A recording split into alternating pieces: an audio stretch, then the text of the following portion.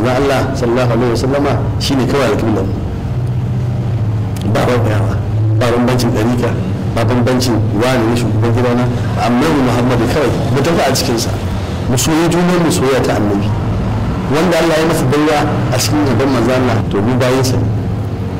ne wallahi azim mu ɗan uwansa ne mu masu biyayyar inda ya ɗaga kafa ne mu haji ba ma duban yawan shekarunka ko tarin iliminka tafiyar ka a cikin manzon Allah sha'irin da dan uwansa za sha'iri zai zo yana yaban annabi bai ji annabi a zuciyarsa ba akwai alamar tambaya ba masoyin annabi ba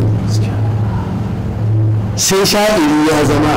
idan wani sha'iri yana yaban annabi ya ji annabi a jikinsa yawancin ɗan uwan sha'irai akan same su da abokanai waɗanda bai kamata ba